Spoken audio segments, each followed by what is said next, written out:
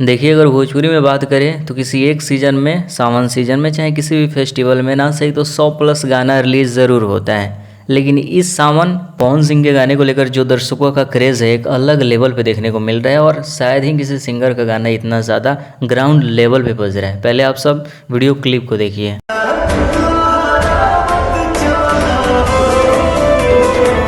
इस video clip में साफ साफ देखा जा सकता है जितने सारे कांवरिया हैं पवन सिंह के गाने के ऊपर खूब डांस कर रहे हैं, खूब एंजॉय कर रहे हैं। क्या है कि पवन सिंह का इस साल मात्र 3 ही गाना रिलीज़ हुआ है। 2 गाना तो ट्रेंडिंग में था, तीसरा ट्रेंडिंग में इस वजह से नहीं आया ताकि जो भी लोचा था वो भी स्ट्राइक का, क्योंकि किसी भी वीडियो पे एक बार क्लेम लग जाए तो यूट्यूब उसे कभी ट्रेंडिंग पेज पे शो करता ही नहीं। तो इस वजह से कहीं ना कहीं तीसरा गाना ट्रेंडिंग में नहीं पहुंचा।